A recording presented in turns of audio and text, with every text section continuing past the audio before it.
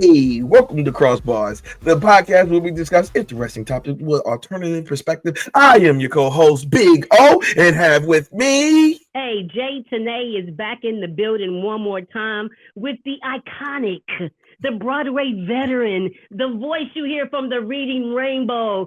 Give it up for Miss Tina Fabrique, y'all. Give it up, give it up, give it up. Oh, my goodness. She's here. She's here. Yes. Yes, Miss. When I was a kid, I would never think that I would be talking to you. Hold on, wait a minute. Really? Wait a minute. Never in my life. Jay, what cereal did you eat when you was watching? Because you know it came on Saturday. What cereal was you eating? Was your Apple Jacks? I was eating Cheerios. No, I was eating Cheerios. Oh. Or Lucky Charms with the marshmallows. Oh, okay. Yeah. I know why you had that. I don't want to put your business out there, but you know that was Wick. You know, absolutely. Yeah, that was it. And you had regular cornflakes, no frosted. No, they wouldn't give you the sugar. Yeah, I understand. I don't like you. Absolutely. I understood that. We used to read the back of the box while we watched Reading. Okay, absolutely. Now, wait a minute. Now, I wanted to ask, first and foremost, what background is that name? Fabrique. That is... I had that too. Fabrique is a French island name, one of my mother's family name. Okay. What island do you know by any chance? I know that there's, none of... I shouldn't say this, but Caribbeans have a problem with each other a lot of times. So we don't go into, was it Haiti, or was it Jamaica, or what? Right.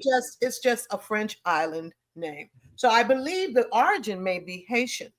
Okay, all right. Okay. Listen, right. Ain't no Haitian slander up here. Removed. I mean, she was born in the United States. Absolutely. She was born so it's been a while. Okay, that's because when I saw the name, I was like, Fabrique, is she from Louisiana? Like I thought, then I was like, jazzy. I would have loved to. No, because you can sing. Listen, you can sing, and then you sing with so much pizzazz. I said, okay, that might be something. And then I'm also thinking, I did think Haitian, Martinique. Even thought maybe even it's probably the source. Okay. And I actually saw a business here in New York. I was on a bus or something and saw a restaurant, Fabrique, some kind of I don't know if it was a bakery or something, but it was a food thing with that name, and I hadn't seen that before, and I thought I said, oh, maybe some of my relatives here. Listen, when I saw the name, and I was like, wait a minute, I like that. Does she have a clothing design? Because I have a regular degular. My name is regular degular, and I just want to put some Omar Fabrique. You know what I mean? When you get older, some of those names that when you were young, the family, you didn't really care for, but as you get older, when you stepped into it, I knew one of my friends growing up, he hated his name, when he was younger because his name was Xavier, and he was like X-Man. He's like, I ain't no X-Man, and now he older. Yeah, I'm Xavier. Xavier is a I'm like, right. No, look, I be hating. Man, you think you smooth? My name is Xavier. And I'm like, oh my God. But it's okay. Right. But usually, this is what we do. We just start from the beginning, and then we just weave into a conversation about, your career, your accolades, and things of that nature. So let's start from the beginning. Where are you originally from? Born and raised in Harlem. Harlem, yes. Uptown. Yes. There we go. Okay, so now, okay, all right. I'm gonna ask those questions later because I love Harlem. I actually tried to move to Harlem, but I was broke. But my ADD kicks in. All right, so now, okay, being from Harlem, okay, what school did you attend? I attended. Junior high school was 101. Okay. Grammar school, doggone, I can't remember what that was. I think it was a PS 66. PS 66. But we lived right in the projects on 115th Street between Lenox and Fifth. Oh, and so you was in Spanish houses. Yeah. Spanish. And I attended the Temple of Islam under Malcolm X. Oh, so you was over there by Amy Roos. You know I'm asking about the Kool-Aid. I know by Amy Roos too. The fish sandwiches and the pork chop sandwiches and all the dignitaries. Yeah, I love I don't eat the pork chop sandwiches because Malcolm said don't eat pork. So I know, but I knew Amy Roos. They served everybody now. Hold on. Okay, I'm asking now. Forget that. Did you like Amy Roos better or Sylvia's? Which one was you? Oh, Amy Roos. I can't talk bad about anybody's establishment, especially not a Black-owned establishment, but Amy Roos better. Okay, that's right. All right. Okay, so now you in the illustrious of Harlem, and then the mecca of Black America. Now, tell me about going to high school and this talent of singing with so many entrepreneurs and so many people coming to New York to make have their big break. This was during the time where 42nd Street was really a thing. So tell me about high school and how you actually said, I want to sing. How did you tell your parents, I want to sing? Well, I didn't really have to tell my mother because I sang along with Ella anytime she turned the radio on. And I was chatting before I knew what it was that I was doing. Oh, okay. So if I heard Ella sing and then there was a horn solo, I would just naturally just imitate what I heard the horn player do, which is what scatting really is emulating without words. And playing on the chord structure and melodic combination. So if you could hear what was played before and you hear the chords under it, and then you can play on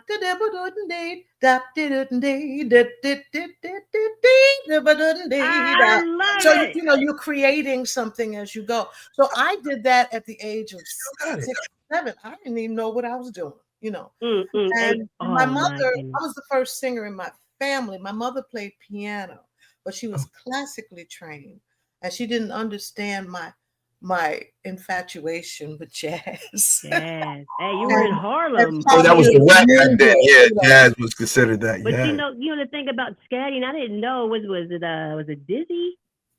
Dizzy Gillespie? Yeah. That it was actually formulated because he was recording the song. I might have the wrong person, but he's recording the song and he forgot the words. He forgot his words in the middle of, was it Dizzy or was it Louis? It was one of the two. Louis Armstrong. Louis Armstrong. Thank you for that. Yeah, he was recording the song. It was like the heebie-jeebies or something, and he forgot the words in the middle of his recording. So he just started to make up sounds and stuff, and that's where that kind of. Well, I think it's goes further than that. Back African and things like that, West Africa. But I read something about scatting, and that's kind of where it came from. Yeah, that's kind of why they gave it a formal name by then, but it's always been with us, that's always something, you could hear and do. Absolutely. So now you didn't have to tell your mom because she kind of knew it was in your blood, because back then I wouldn't assume that many people were watching TV as much as listening to the radio. So we had a TV for a long time. Absolutely. I would make that assumption, but what I'm saying is I know, because of eras. Now if we talk about people this era, we're like they don't watch TV, they watch YouTube and computer and the phone.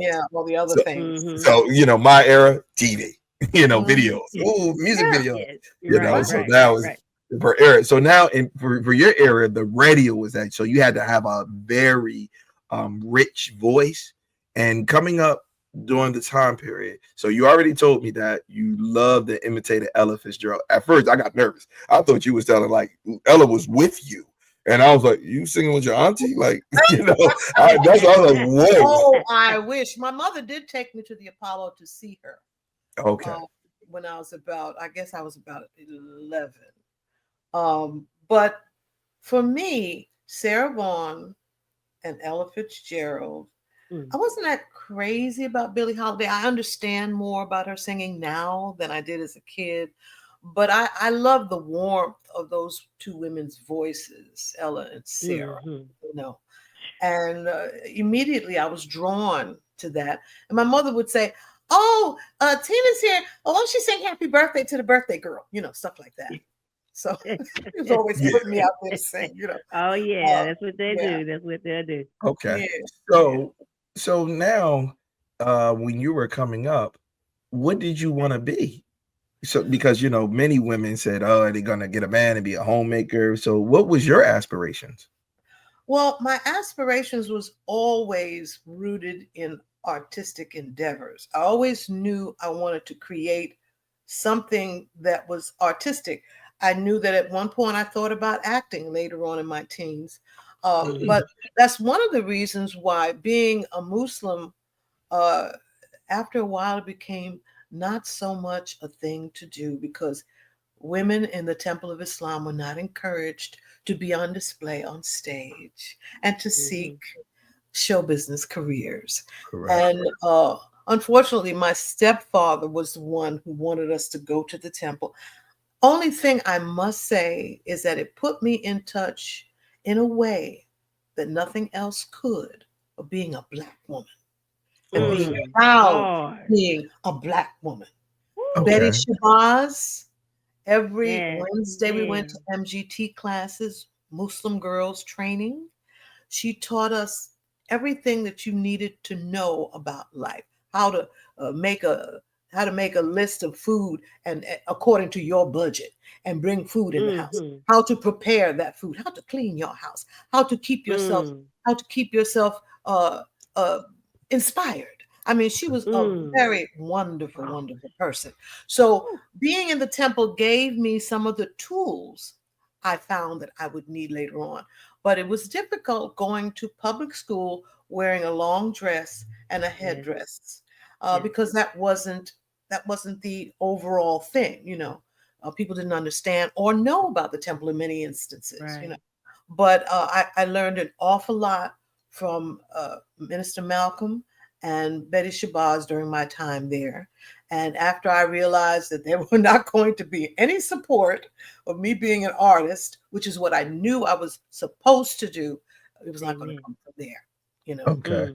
So my next question, because you dove into your religious beliefs, was your mom Muslim as well, or that was just your stepfather? That's my stepfather. My mother said, I am not going in there and have them pat me down before I sit down on one side of the room and my husband sits on the other side. She was not happy. Okay. Yeah, because when you said she's classically trained pianist, and I'm like, in Islam, what I understand is like you can't do music, but there you was already no music in the religious portion. I mean, the prayer was there, which you learned in Arabic. Correct. But there was no music in the services. Correct. Which kind of, after a while, I found it rather alienating to me. It didn't feel natural to worship God without music, So we did move, and we moved away from Harlem, moved to Brooklyn, and my parents separated, and my life was extremely different from that point on.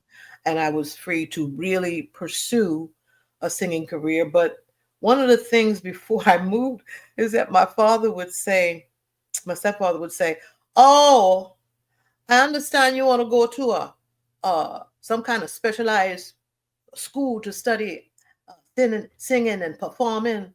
Well, there's nothing to saying you're going to make a living, keep a roof over your head as an adult, put food on the table, singing and dancing, because all Black people can sing and dance. Are you imitating your stepfather, or because I was listening to your voice, I was like, whoa, your accent just came out. It's like, okay. That's what he was. He was Jamaican, and he really had very firm views on people who were going to go into the arts to make a living. He didn't feel that was realistic. And I wanted to go to music and art, or another, there were other schools that you could study the arts in, and he was not in favor of that. And fortunately for me, I hate to say, but my parents separated. I went with my mom, and I was able to pursue. It was a little late, to start trying to get into those schools at that point, but at least I was free to embrace the arts. Okay. Did you have siblings? Was it just you, or did you have? I had a brother. and a sister who passed away when she was very young. So it was three of us and then two of us. And it was, we didn't have much. We came from the projects. My mother worked two jobs all the time. And I was kind of in charge of everything, the house, the other two children, in the end, the one child besides myself. So I was always kind of living in this, I'm going to be an adult about this. You know what I mean? Let me make sure everything's, help my mother out, make sure I cook, make sure I keep things clean, help her out, So that's the kind of responsibility I had as a very young person. How old were you when your sister passed? I was about 11, and she was 6. Okay. Oh, okay. And then your brother would be in the middle of you two, or he was the youngest? Okay. He was actually he was the youngest. Okay, so your brother was the youngest. Okay. And so, as far as you actually helping your mom and things of that nature, how did you deal with going to school and then also the religion that you didn't even feel a connection to? It was pretty difficult, but when you're a kid, you don't realize how difficult some things really are. Very true. For sure. You just adapt. Very and so true. I adapted. And like I said, Betty Shabazz taught a lot of things, which I came home and shared with my mother. Mom, if we do this, this, and this, because she was working two jobs, so some of the information I got helped to make that money go further, So I was very grateful for that information, Absolutely. And so now that you get into high school, you're going to the mosque, then feel that connection because of the age you are. Well, we left before I got into high school, so I was not. Oh, so that middle school was real rough.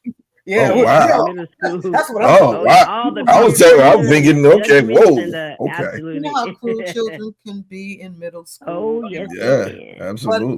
But in high school, I since it was too late to try to embrace some of those schools that were specialized for the arts, I went and took typing and bookkeeping and all that stuff. I did it.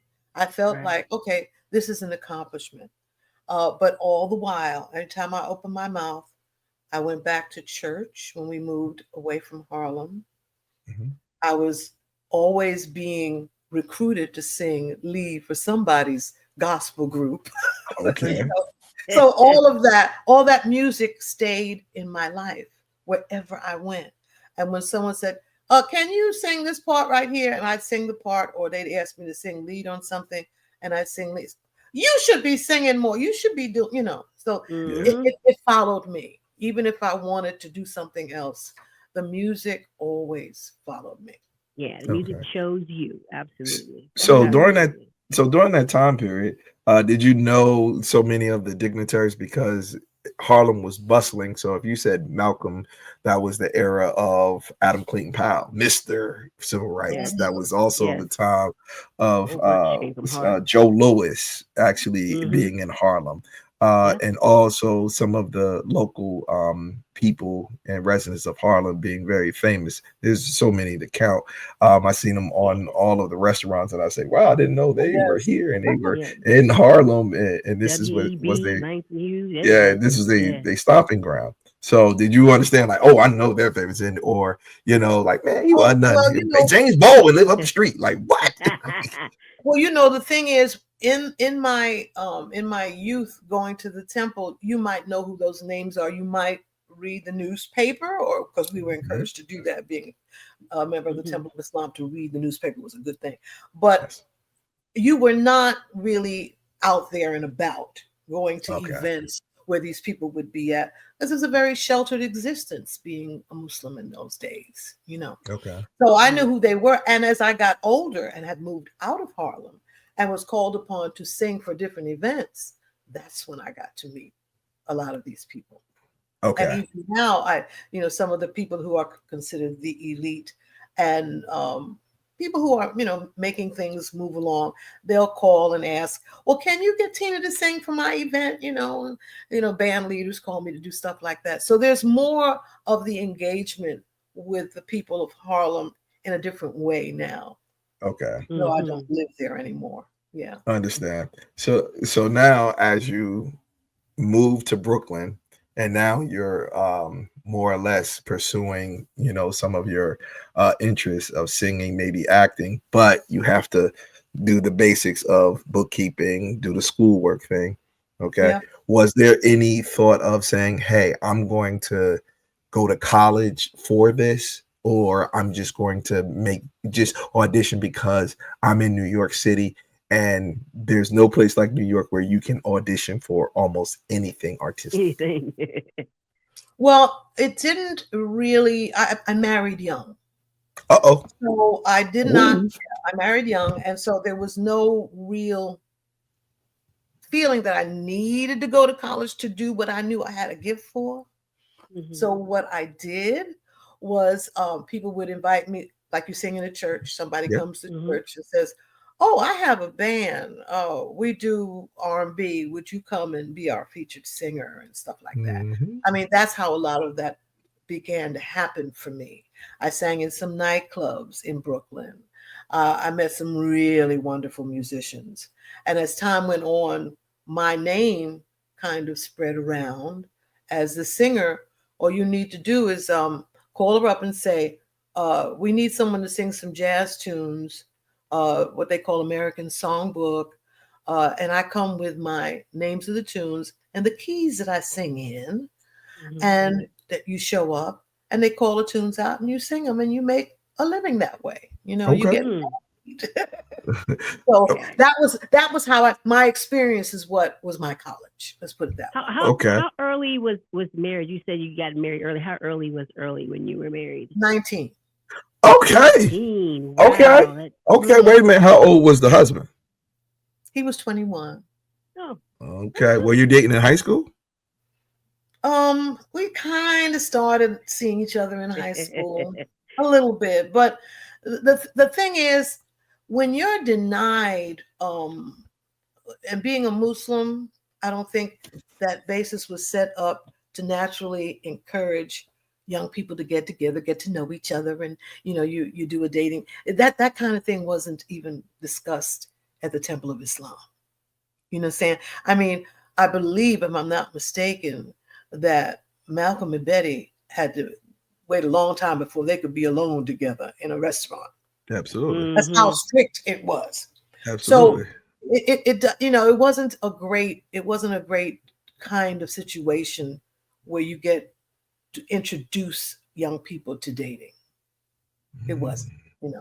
So this was somebody who lived in my neighborhood. Right. We got to know each other, but we married I consider way too young. But I love my children, and I don't regret a day of having 2 boys who are fantastic people. And I was a good mom, but I was still going out there to sing. I know that's right. Got to pursue that. It called. You can't put it down. Well, it was, like I said, it pursued me. It really, really did. Because there were other things that people saw that I could do possibly. I was a great organizer. I'd be in church and they say, "Well, Tina, can you get people to do this, that, and the other?" And yeah, come on and do that. I could get people to do things. I had a good persuasion kind of personality. Got you. But no matter what I did, people were talking to me about singing, performing. And so, it was a course that I was taking on.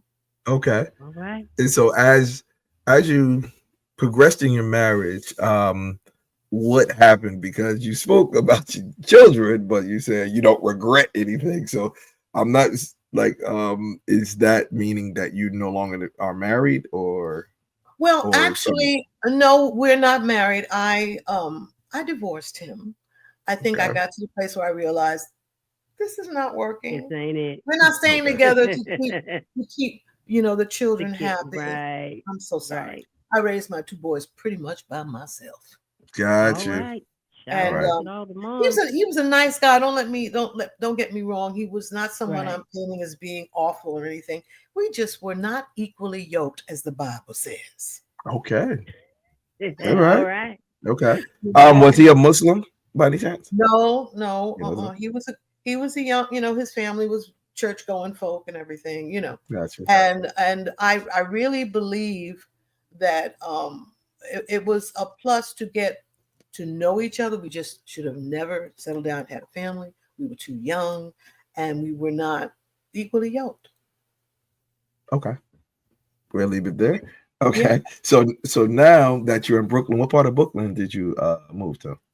Well, we moved to Park Place. Oh. And it was a lovely neighborhood. Oh, absolutely. Very nice neighborhood. Absolutely. And I think we lived at Park Place in 662 Park Place. We lived there for a few years. The neighborhood started to turn a little strange. Wait a minute. Okay, hold up now. On Franklin Avenue. Wait a minute. Okay. Are you trying to suggest that some different demographic moved in? You was like not very fond of? No, there were drugs filtering into the community. Got you. All right, there we go. And because of that, I loved my apartment. I had a 6-room apartment. What? Oh, 6-room. I thought 6-room apartment for $200 a month. What?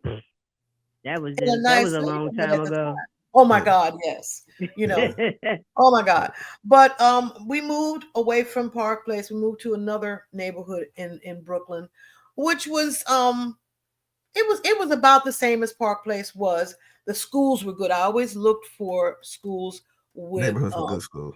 Yeah, good schools were what made the difference for me with my kids. I wanted them to have a decent education. And so, like I said, I pretty much raised them on my own. Okay. And you never thought about leaving New York? You didn't want to move out of the city somewhere? Where do you go after you lived in New York? Jersey. Oh no! Absolutely. No. Absolutely. No. Hey, some people was like, okay, the city, maybe I need, a calmer space or something. Sometimes, when children come along, I say New Jersey. I'm from New Jersey. That's why I give New Jersey. That's right. I figured. That's right. Absolutely. The thing is, I still had all of my interests in the arts. There's no place to pursue but New York. Oh, really? I mean, when you really get down to it, LA is really not, it ain't the same. It's not the same.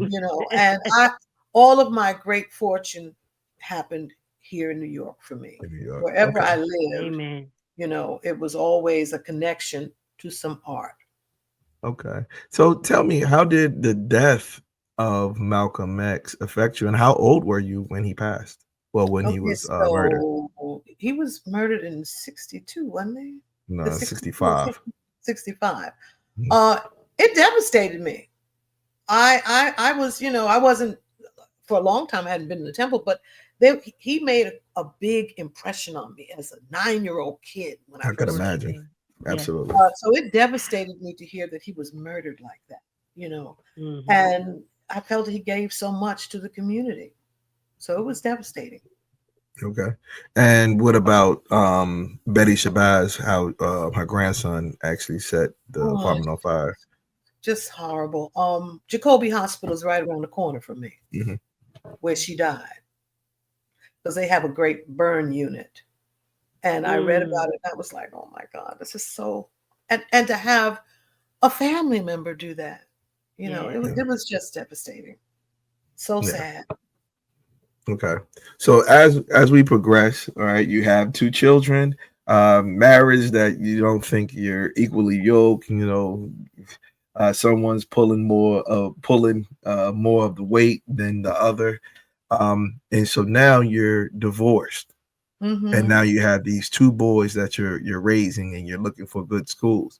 Now, how did that how did you transition into getting into music? And you did tell us about someone seeing you at the church having singing, but how did that translate into getting to acting, maybe, or getting into theater? Okay, so I was doing some things in the community of a place called Amos Repertory. They were on 96th Street. I don't know if you remember this TV show, Urkel. with Urkel in it and the grandmother. Family Matters. Yeah, absolutely. Yeah. Okay. So the grandmother was Rosetta Lenoir. Mm-hmm. And she had a fantastic kind of community theater called Amas. And I was introduced to her, and she said, "Oh, dear, you should be studying theater. You're just a natural. I mean, you should come and do some of the works we're doing here." Meantime, in the early 70s, I started singing, a real tough job, but it was a wonderful place. I sang at Radio City Music Hall as a vocalist. I did the Christmas show, I did the Easter show, I did the summer show, and this allowed me to stay home with my children and not go on the road on tour. Right. But it was hard singing. You sang 4 shows a day, 7 days a week in most instances. I was a soloist during their summer shows, and people saw me and approached me about singing with theater from seeing me there. Amos Repertory, Rosetta Lenoir put me in touch with the people who were doing Bubbling Brown Sugar, which was a Broadway show. Yeah. And had me audition for it, and that was my first Broadway show. Yes, I saw that Bubbling Brown Sugar. I really did. Now, when you're doing all those shows, how do you maintain your voice through all those shows during the week, and how do you keep that up? Well, one of the things about the voice is that you have to understand your general health is what keeps your voice where it is. You need to take vitamins. You need to be as active, maybe some exercise. You need to keep yourself healthy in order to support a voice. And I had to learn that early, especially when you're singing all them shows at Radio City Music Hall and getting very few days off. But I developed vocal cords of steel from singing in that place. It was amazing, and I'm grateful for that every day, because without having had that kind of training, staying in shape, you need to vocalize, warm that voice up before you sing, and you need to keep yourself healthy. Keep yourself warm when it's cold out. Don't go out with your neck all open. Right. And, I used to always tell her, wrap your neck up. Make sure you don't go outside in the cold yet. Don't drink cold water before you sing. Yeah. Oh, never, ever drink cold water before you sing. Right. And all those things. Now, everybody's different. Some people, they'll drink something cold and it's fine. Some people eat some cheese and it's fine. But you got to figure out what works for you. Right. And certain people eat certain things, and it's great for their voice, and other people would do that and they would have no voice. So it depends, But you have to listen to your body, listen to what your voice does when you do certain things, be able to, to keep track of that, especially when you're working a lot. When you're doing a Broadway show, you're doing 8 shows a week. Yeah. And when I played Ella Fitzgerald, I was singing 22 songs and doing every scene in the play because I was being her, So it's quite a challenge. That's why you need a good agent. Somebody gives you some good money when you do the work. An accountant and a lawyer. That's right. I know that's right. Bars on that one. Don't overbook you. Yeah, know when you need to take a break. Yes, ma'am. All right. Absolutely. I love that. I really enjoy when you was like you just put it in very subtly. Radio City Music Hall, like that was just a little small venue. Like what? Well, it's amazing. I spoke to someone today on that last workshop that I was on before I joined you all. And some of the people I was talking to had clients that worked at Radio City Music Hall. So they knew how hard it was to be there, Absolutely. And I mean, when people think of Radio City, of course, they think of the Rockettes. They don't think of anybody singing. They just think about those girls picking up their legs. And do you know, when I was singing there, I remember asking, of course, we're talking about 1973. Yeah. And I asked a woman named Violet Holmes, why aren't there any Black Rockettes at the time? That was easy. And she said to me, it would throw off the line. The hell? What? We don't got no rep. What the hell? Sexy looking right now. That's how I looked at her. Like what? We might keep the line in order. What you mean? Oh, okay, yeah. And now, of course, they've got, I think, about 8 or 10 Black Rockheads. Yeah. But it had to be another thing you have to think about. At one time, Radio City Music Hall was a place that you would only point people who were, visitors from another state or city. Mm-hmm. Got to go to Radio City for the Christmas show or the Easter show or whatever. Right. Yeah. But I think as we've become a lot more a conscious audience, that we realize everybody needs to be represented. All day. And when you go to see the Rockettes, there is no reason why you shouldn't see a brown leg raised just like the white leg. That's right. Okay. But it took them a moment. They had, I think they had some racial issues in the early very shortly. Absolutely. And it was amazing for us as Black singers to get as much we got a lot of support coming in there. And the reason for that is that you had someone like, I know both of you are way too young to know this name, but there's a man named Peter Gennaro. Peter Gennaro he had a dance group that used to appear on the Ed Sullivan Show. Okay. And he was a choreographer.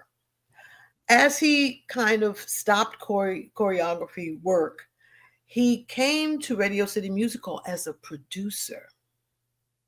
And he looked for people who are people of color, someone different, to bring to Radio City situation, because he favored having things open to everyone. He was that kind of guy. And so he looked for people. He said he had a little lisp, but he was endearing. Oh, Tina, you need to help me choose some really good material here, something that they don't do ordinarily here, Yeah. And he would have us bring music that was from, maybe the Black stations, BLS, Oh, okay. And I performed Last Dance on that stage. Was that from Irene Cara? No, that was Donna Summer. Got to mix up. Irene Cara, Donna Summer. Yeah. So he had me perform that. And what was interesting is that you had a beautiful orchestra. There were at least 60 to 65 musicians down there. A lot of violinists, string instruments, horns. Oh, it was fabulous. And they were not accustomed to having some of that funk underlying rhythm. So they had to hire an R&B bass player. Yeah, you definitely had a bass and drummer. So to keep the time. Absolutely. And the pianist had to be more varying, someone who could adapt, even if they were reading the score in order to be able to play that music for me. You know what I'm saying? Yeah. So he brought about a whole change at Radio City Music Hall during the era, during Peter Gennaro's era at Radio City. It was fascinating. Awesome. Have you had the pleasure of meeting Alex Haley? Not Alex, Alvin Ailey, the art. Well, he was from Harlem. Yes, I met him years ago, but I'm not being a dancer. I met him in some situation where we were doing singing at an event, and his dancers were coming in. I have a granddaughter who's a ballet dancer.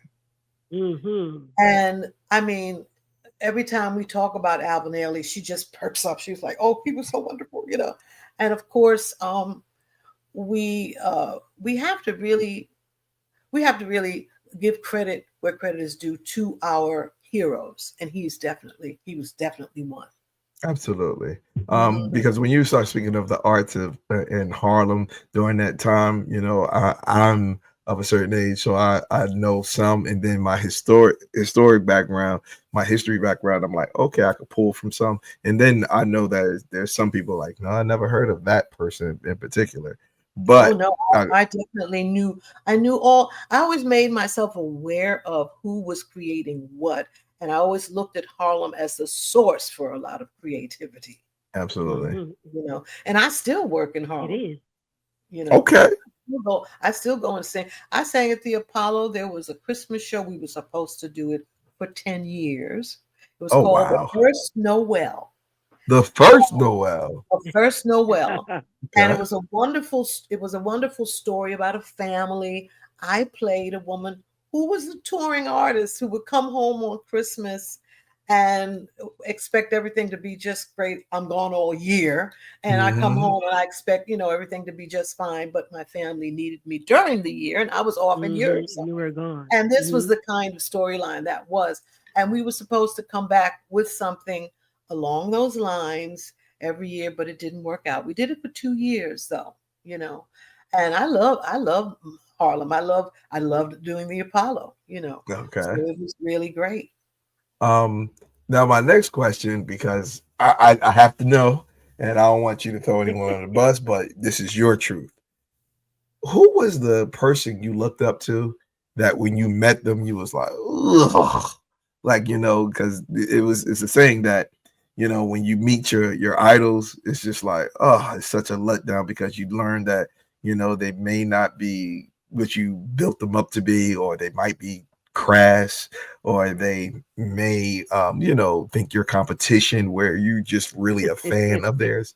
What situation would you look at towards that and say, man, this person is not it? Well, I think I must be real lucky because the people that I look up to, and when I met them, like Nick and Valerie Ashford. Yes, ma'am. I look up to them. I was at Nick's at his funeral, but I worked at the Sugar Bar lots of times. Okay. I hung out with Valerie. Valerie did her first acting piece with me playing Oba Babatunde. Do you know who he is? Okay. Babatunde father. Yeah. Oba Babatunde is an actor. He's out in LA now. But she played Oba's girlfriend in this play. We did it in Connecticut. And they were already big stars, all their songs were being done by everyone. Diana Ross was doing whatever. And I just thought that they were the most down-to-earth, wonderful people.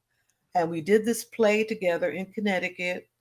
And her and Nick would have their driver drop me off here in the Bronx where I live in their big Rolls Royce. The white one. Yeah, the white cloud.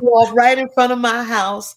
And me and Val we would on our day off, or maybe we had during the day when there was just performance and no rehearsal, we would get on the treadmill and work out. There were 2 treadmills at the hotel we were staying at, So I just think that people that I've gotten to meet, thank God, have never disappointed me.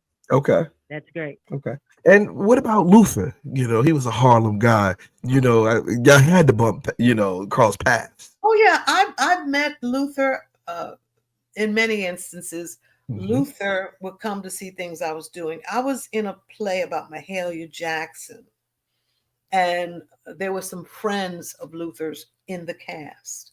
Okay. And I was in the show, and he came by, and he sat there and hobnobbed with us, and he was delightful. Now I know everybody says, oh, well, he's, you see him 6 months from now and he's either heavier or thinner, he's always battling with the weight. But I will.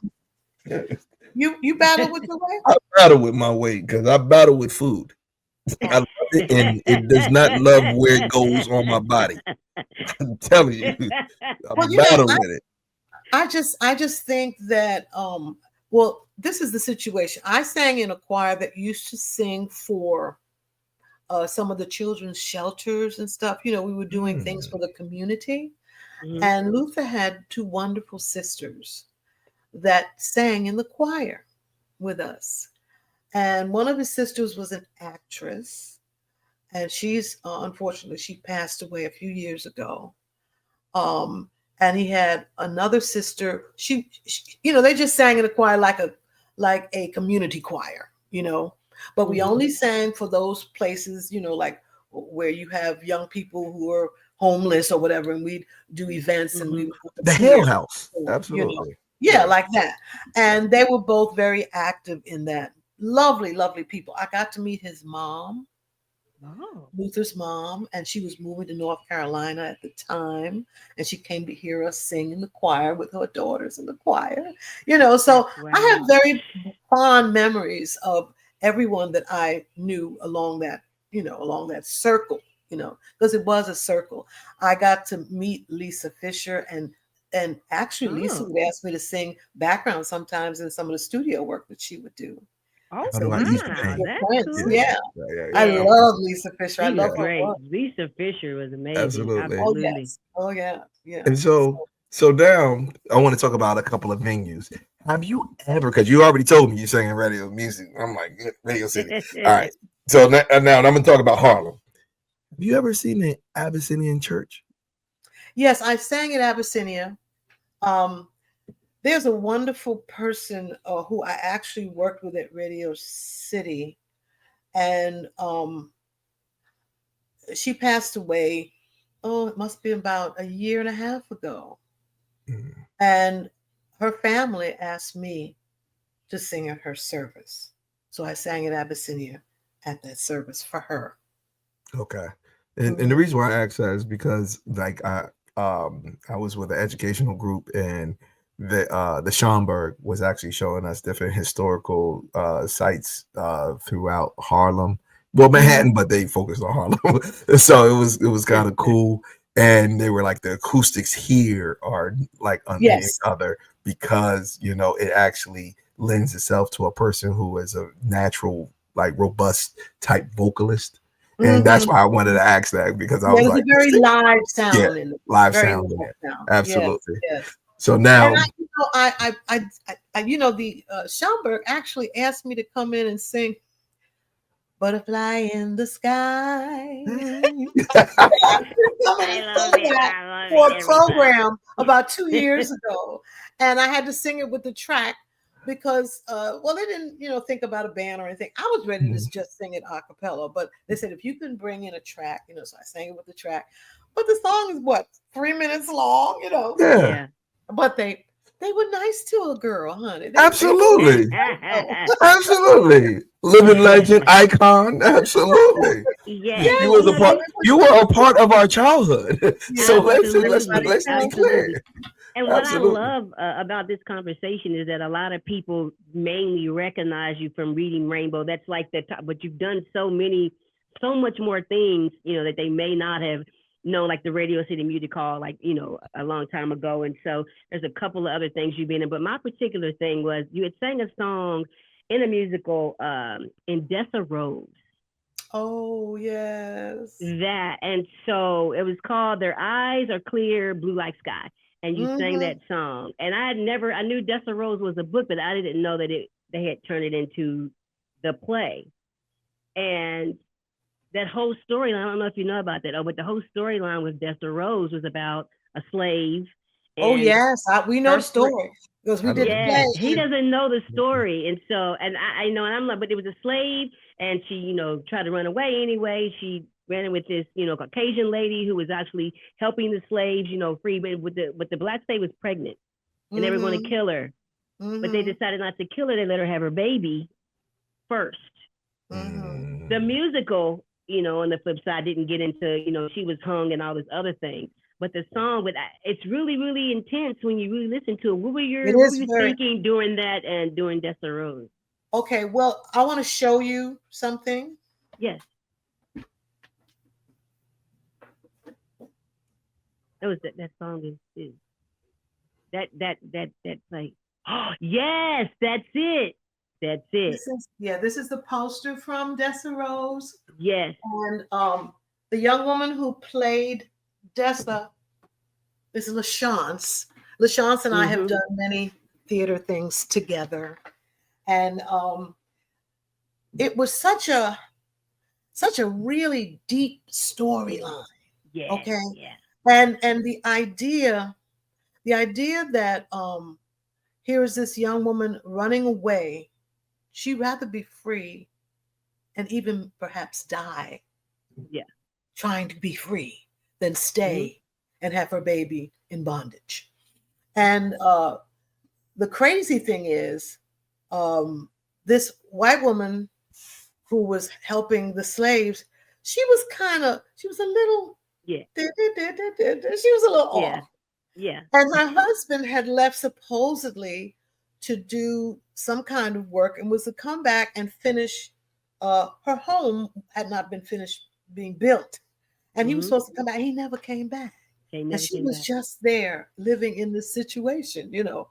So when these slaves who were running away, the young man who became the white woman's, I believe they were lovers, but not right away. It just happened like that. Norm Lewis played that role, and so she was actually, because Dessa was sick, the white woman was actually nursing the baby, which a lot of people had a big problem with that.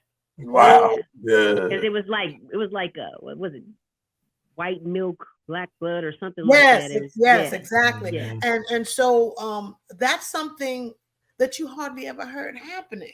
It was always the black slaves who were feeding the white babies. Yes. You know? Absolutely. So this white woman was feeding her baby, and it was just a turnabout. And it was so deep that when you sang those lyrics, you didn't need any other inspiration but to know the situation. Just to know the situation gave you all that you needed to sing that. It was just her running away pregnant like that. Yeah. You know what I mean? Just wanting to be free no matter what, no matter what it cost her. You know, and to have this white woman who fell in love with this black man, and they were embracing and kissing. You know, the New York Times writer who wrote about it, wrote a review of it, hated it. He hated the play, and his problem was, how dare you have a white woman feeding a black baby milk? What kind of foolishness is that? You know what I mean? He was just so angry about the storyline, you know, very angry about it. And I believe LaChance's husband wrote him a letter. Because it was such an angry review. It was unfair, and it was just, you know, you knew that it was some racist who could not stand it. Absolutely. Yeah, no, that was great. I was so glad you spoke about that, because it was the book was originally by Shirley Ann Williams, and then Lynn Ahrens and Stephen Flaherty. They changed it up at the end and made it a little more positive. They didn't want to end with her being hung. They wanted to end with them being more friendly. And that's a great thing about, you know, art. It's subjective. You can change it to, you know. Yes, you can. And I know Lynn and Steve would want, they always wanted to have things. Well, they wrote Ragtime as well. Oh, wow. Oh, okay. You were in Ragtime too, right? Yeah. Okay. So, you know, it was a thing where, yes, you get the opportunity when you're doing a piece of art, you get the opportunity to possibly hone it so that it is more of a positive than a negative. Right. And I think that's something many times we should do. You know, if you get the gist of all that went on, why end it with this young woman's life, especially being hung? Right. You know, so Lynn and Stephen are wonderful writers, and I enjoy working with them on several occasions. I just got another play I want to talk about, because you've been in so many Broadway things. They have you, and this is on Netflix. It's Ma Rainey's Black Bottom. Yes. And on Netflix, I mean, Chadwick Viola Boseman Davis. was in it, Viola Davis Yes, was Viola in it. Queen Latifah. You know, there are so many people in that movie, and she has a whole story of her own that, you know, Ma Rainey, you know, how she. What was your take on that and with the Ma Rainey? Well, I did Ma Rainey's Black Bottom in 2002. Yes, in 2002. Tazewell Thompson was the director. Tazewell Thompson is a writer, director, does a lot of operas. He's a wonderful, wonderful talent. And he did not ask me to audition. He said, Tina, this is something you should be doing. If you go to Arena It Stage shows you. right There you now, go. It shows you. Right. you know, he said, you go to Arena Stage right now and you walk into Arena Stage in DC, you will see my picture hanging up in there. And I sent you a couple of those pictures from different productions, and one of them is from Ma Rainey's Black Bottom. Ma Rainey was a woman who had talent, but she was being shortchanged, as many artists were in those days, by her managers, by the record labels. She had to fight for everything she got. And because she was going to fight and get what she wanted, she was really talked down too many times, or tried to be, try to outsmart her and not give her money when she earned it, stuff like that. And there were other issues in the situation. Ma Rainey had a little girlfriend that the Trump had interest in, and it was very, very interesting to see how that relationship, kind of manifested throughout the play. But I personally thought, because I sing the blues as well, I really worked on my blues, let's put it, anthology, good blues music and what it comes from. And I believe that's when I really started to look at that as a possible avenue musically to go down, because there was a real reason for these blues singers to feel the way they felt. They were being downtrodden and they were being treated badly, no respect for what they did. And so, it was it opened up a whole new avenue for me musically, But I loved playing her, honey. She was grand. She was unapologetic. And you're not going to get over her. That was her attitude. And what was really very, it was humbling to me is that my picture was on the cover of Theater Magazine playing Ma Rainey. And it was about the time that Whoopi was doing it on Broadway. And I couldn't understand it, but I was grateful. And I never said, why this happened the way it did. But I guess it was just one of those things. Because I broke my neck after our show closed in DC. I broke my neck to get to see Whoopi on Broadway in it. And then my issue came out, and my picture's on the cover. You want to see it? Yep. Yes. Yeah. Absolutely. We want to see it all. Because I also want to see who's back there playing football. She got it all there. Oh my goodness. Yes. You see it on KROSS BARZ. I love it. Yes. In a magazine. Yeah. Wow. So I had no idea until I saw that I was getting that kind of attention for the production. Yes. Okay. But like I said, I'm grateful. Absolutely. Amen. So this part of the show is where I ask you some questions. All right. I asked you a question, about one thing or another. You get to choose, or if you don't mess with either one, you can say neither. But my objective is to make you say both, make it so difficult that you can't even choose. So let me give you an example. All right. I'm going to give you the easy. Yeah, watch this one. Give you an example.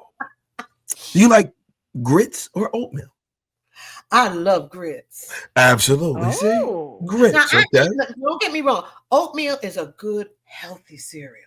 And it can fill you up. Absolutely. Absolutely. But there's something about grits that have a certain flavor. My children hate grits, but I love them. I like grits and oatmeal. Okay, got you there. Young people don't know how good grits really are. Yeah, no. I'm in the South. I like grits. You like? Oh no, I love grits. Oh no, I have a whole nother story. I like cream of wheat. Yeah, I came down here. Yeah, she's out of okay. Yeah, she's something wrong with her. That's not even in the category. We don't even put that in a category. Farina, whatever. But I was one of those northerners coming to the South, and I actually had the audacity to put sugar in my grits. I heard a pin drop.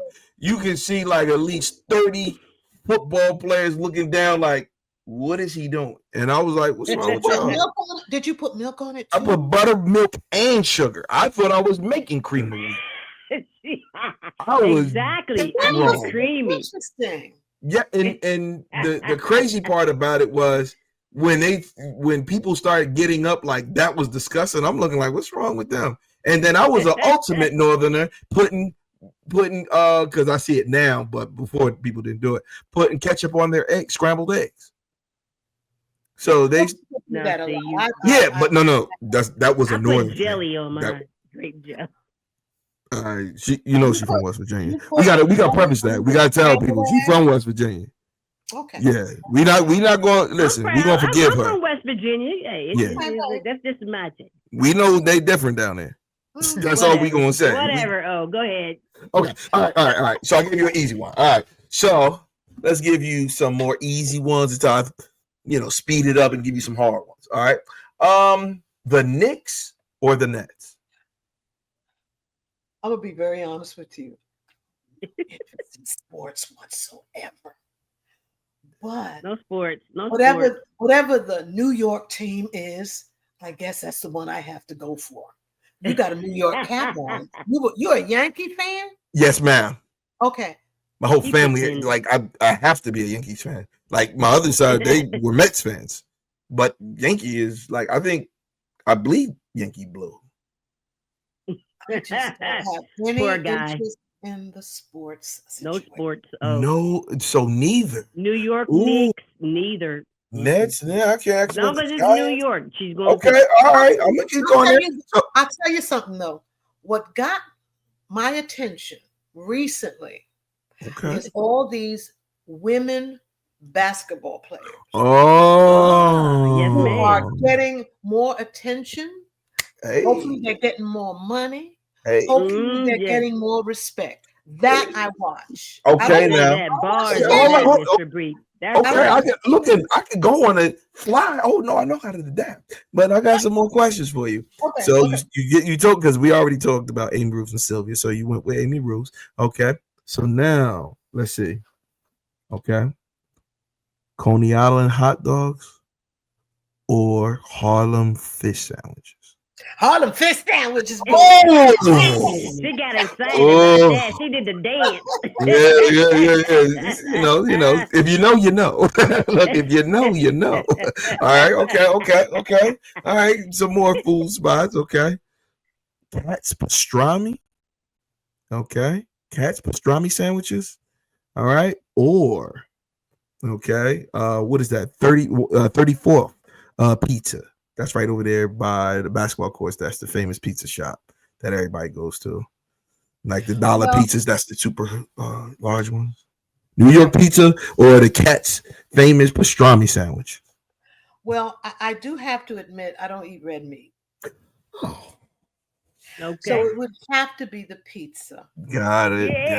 Go to the pizza. Okay.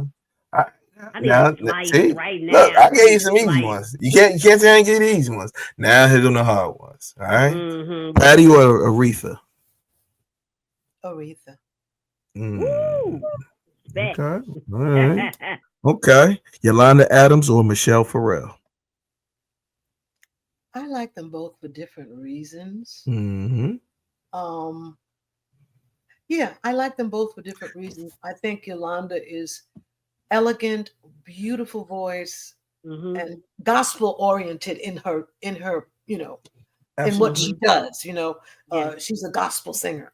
And Rachel Farrell is a wonderful, wonderful jazz vocalist. So there's different camps, but I like both of them for different reasons. Thank you. That's why I told you. I know. That's why I say they're gonna get a little harder. Hold up. Even though you don't like sports, well, no, let's keep it to the arts. Yeah. Denzel or Lawrence Fishburne? Denzel. Ooh, Denzel. He was in Fences with Yeah, with Viola August Davis. Oh, Wilson. I'm getting the Viola. Yeah. I'm getting because that'll be the next one since you said it. See, now I was gonna save it. All right, Viola Davis or Angela Bassett. Ooh, that's hard. Oh, absolutely. I told you they're gonna get harder. I did say it. That's hard. Absolutely. I like when I do that. Don't you like that? Let me straighten up. I like when I do that.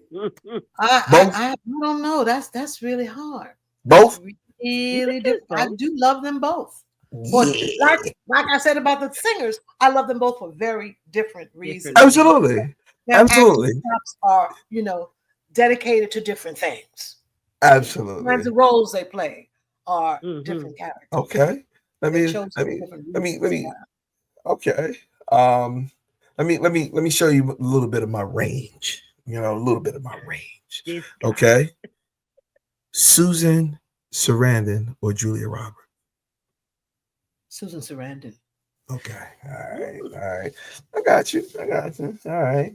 Okay. Oh, wait a minute. Let's go. Adam Clayton Powell or Barack Obama? Barack Obama, bro. Okay.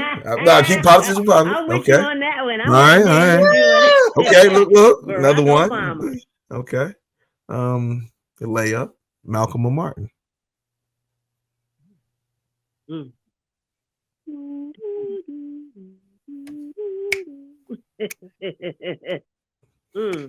got to really think. Malcolm. Malcolm. I thought that was going to be quicker, but okay. I know it was going to be Malcolm, but it was going to be quicker. But do you realize though that just before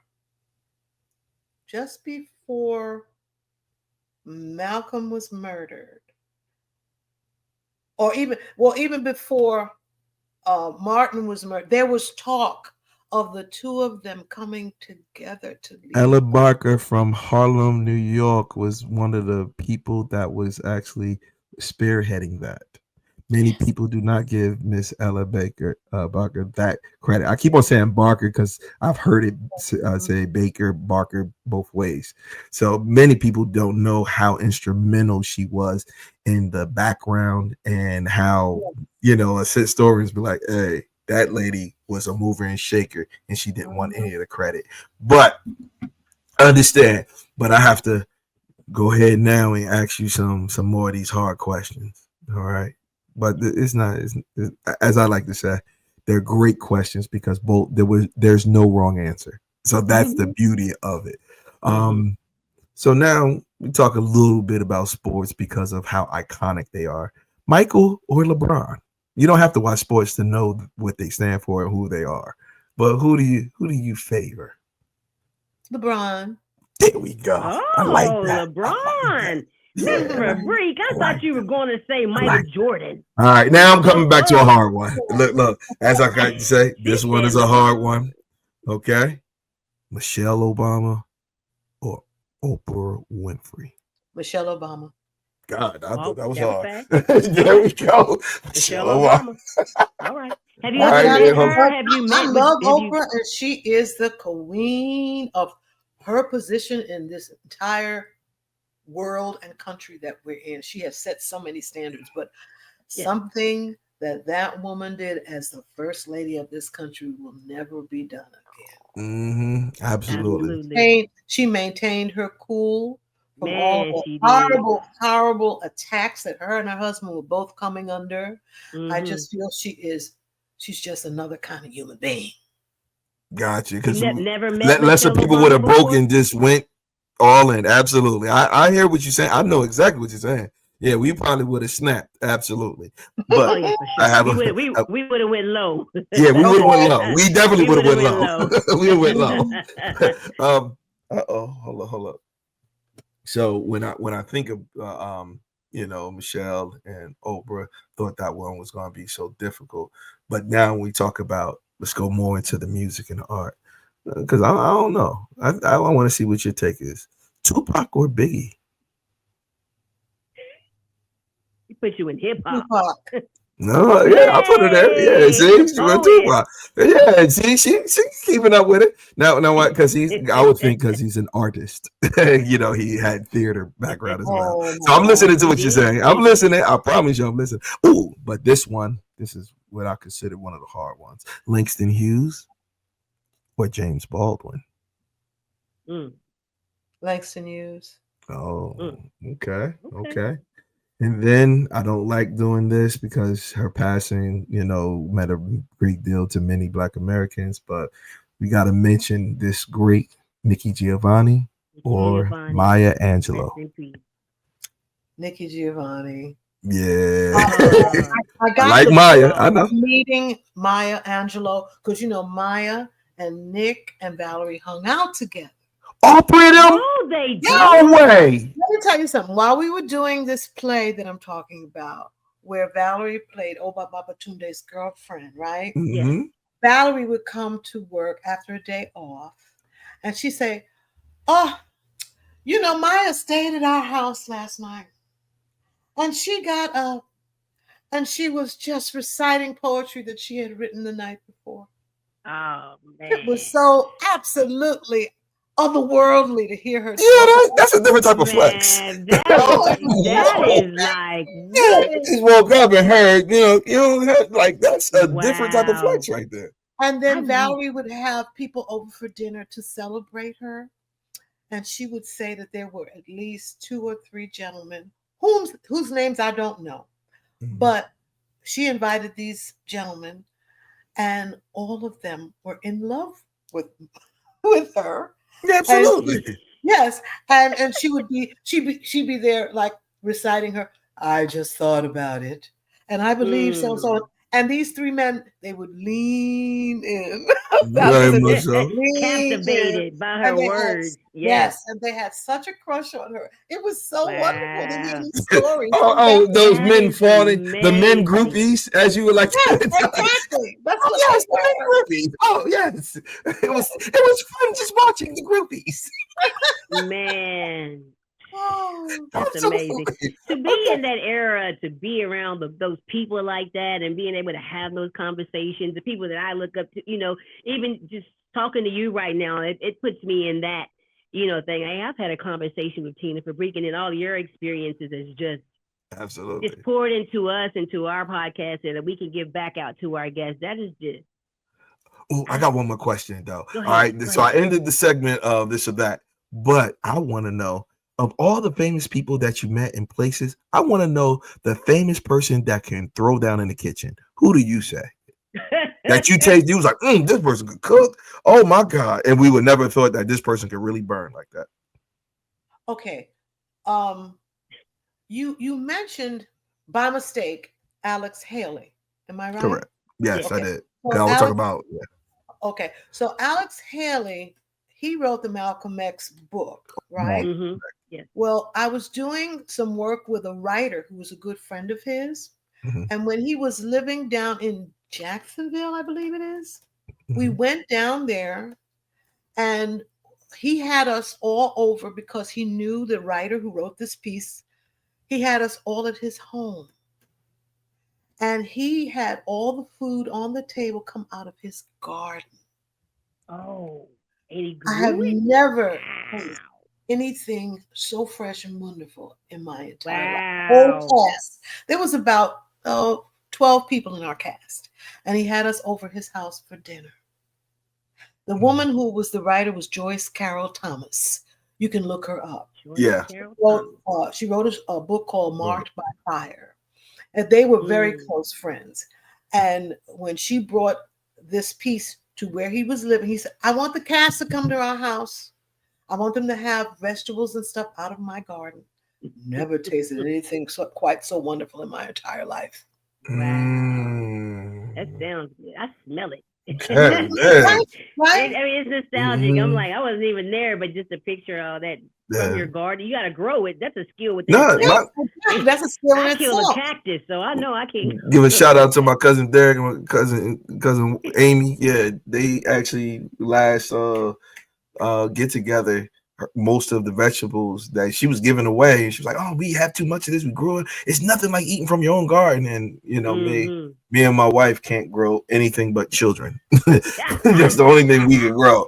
Like I grow I can do that. I grow weeds. I do. I grow weeds and I grow children. That's it. In my backyard. No. You said weeds. Weeds. Yeah, weeds. Yeah. I know. Yeah, I made sure because they listening. I was like, I'm gonna answer on that. Said, I grow weeds. Woo! I'm gonna tell you something. Every year I go to Odd Job or one of those places that has these beautiful plants and stuff. I put them out my little terrace. I have a lovely little terrace and stuff. And within a few months, they are dead and crying. Leaves from my terrace. I can't grow anything. No green thumb over here. My sister Keith, she can grow everything. Yeah, I actually look at it. I was calling my wife like the Kevorkian of the garden and genre. I look at the little plant she grabs. I'm gonna take care of this one, and me and my daughter be in a cart and looking at it like, bye, little plant. It's over for you. If only someone else would have grabbed you. If you just only knew, your days is numbered. But she's been doing better because my mother-in-law come here and she always complain. You gotta cut this. You gotta prune. You gotta do that. I'm like, whoo. There's a lot that goes into keeping something that's growing alive. And somehow I always miss the fine print or whatever on the little labels or something I did wrong, but they never lived for me. And I just gave up. Absolutely. All right. I got a few more questions, then we're going to be out of here shortly. I'm having a wonderful time, by the way. Oh, thank you, KROSS BARZ. Is there a role that you played that was your favorite, or that just really, really resonated with you? What is one of your favorite roles that you play, and why? Okay, I did a role in a play that was done in DC. It was never on Broadway. It's called Mary Seacole. And it is about a nurse who was a Jamaican Brit. And I got to play her duppy. A duppy is like a ghost that takes over wherever they want to go.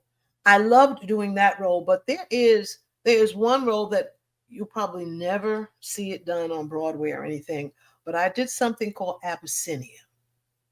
And in Abyssinia, I played Mother Vera. And I was a healer. And I had a young woman. Abyssinia was this young girl in church. And I was teaching her how to heal with her voice because I knew she had a gift.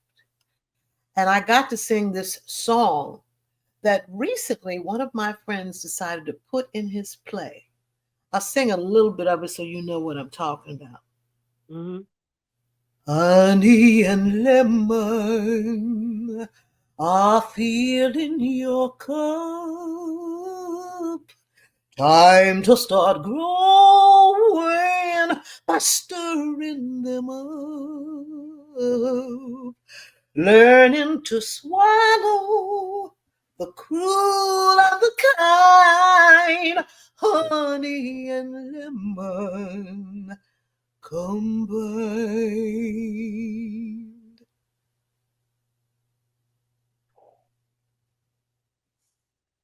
You get the picture that I painted? That's crazy. You can still sing like that. I know your voice is. I'm dead. Like, I'm sitting there like, she just in the living room singing like that. Like, you know what I'm saying? Like, she just in the living room. I love that because her voice has so much like your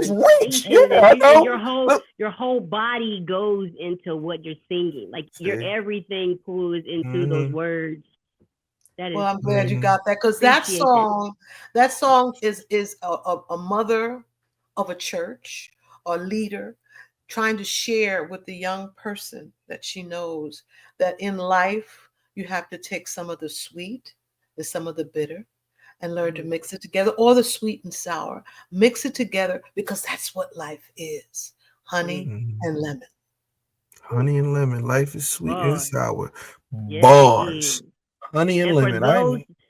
for those young people who want to pursue something, if you could give us some last words on that, whether it's Broadway or singing, just kind of some advice for them if they want to pursue that as professionally, just something, what should they do? What would you suggest?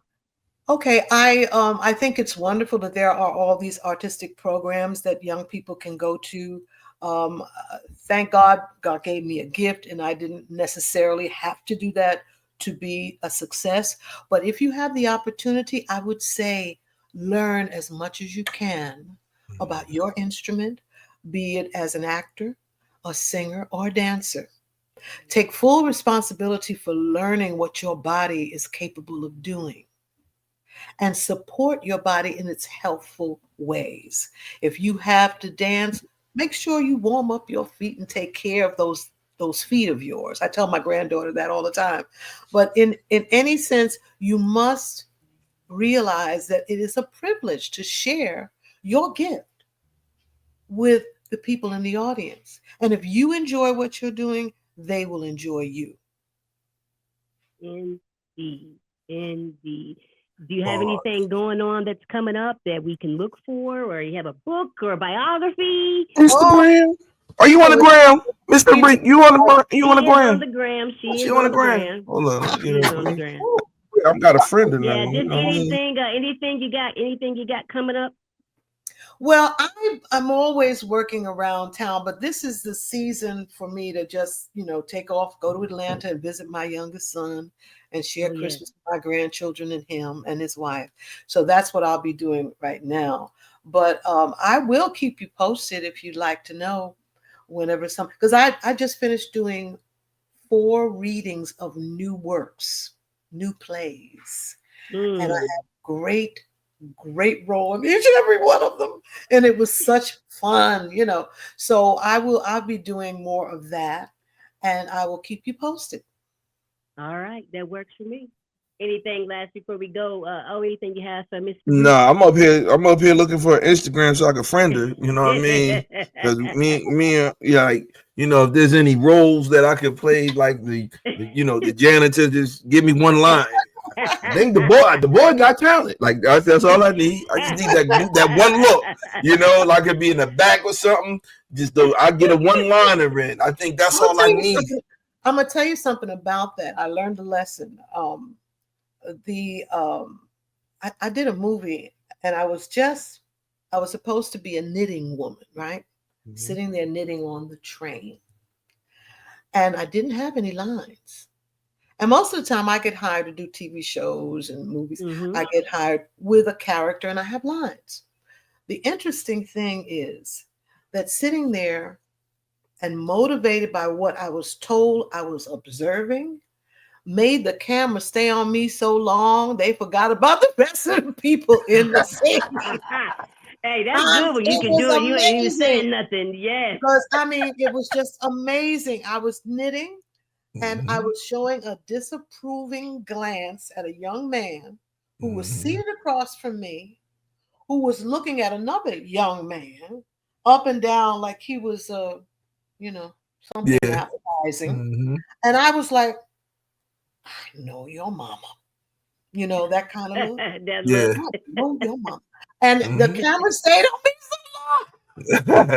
It was it just nailed it. It was powerful. So you never know the impact without words. Yeah, and you never know. You get something when you are just seen.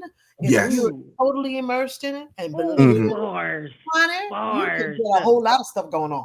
Well, we need to work on that. No, listen. I was in a play, and my children and my wife laugh at me because I had one line, and I killed the line. I got the loudest ovation at the end, and I was only in the first grade, and it was the animals of the jungle, and I had to go. I'm the lion, and I stole the show. Were you the tiniest kid in the group? No, second. Yeah. Henry was a little smaller. When you're tiny like that, and you make that kind of statement. Henry was smaller. Henry was small. I was second. Like Henry held, when you was in school, the people had to hold a little sign to say what class it was and grade and year. I hold that. So I was the shortest and smallest got to hold it with crisscross applesauce. I was next to him. I was the shortest in every class I was in. Me too. Always. No. It's different for women. It's different for women. It's different because I always say, because I teach now young men. I say it's always the short ones, bro. It's always the short ones. That's the ones that change your life. I don't know how. It's the ones. It's the little short ones. I said, man, listen. They pack a lot of punch. Like, you know what I mean? You be right there in the game, and then she got your heart, and you holding a pocketbook somewhere. You know, you have no idea. You know, so I'm trying to teach the young brothers now, but they ain't listening. You are funny. Absolutely. But well, Mr. Fabrique, we thank you so much for being on Cross Bars. I am Tanae. We got Big O that was on the scene tonight, and Miss Tina Fabrique. Thank you so much for blessing our podcast with so much information, so many gems. We are Cross Bars, and that's KROSS BARZ, and you can find us on Facebook and Twitter. Yes. And friends want to know when this is going to be available so they can view it. Absolutely. As soon as it's available, we will let you know, and we can get it out to them, and it'll be posted on YouTube. So everybody will be able, yes, ma'am, it'll be YouTube for you to share on your page on Instagram and YouTube channel. You can share the link, but we are glad you're here. Thank you so much for blessing us with the thing. With today. Peace. Thank you all so much.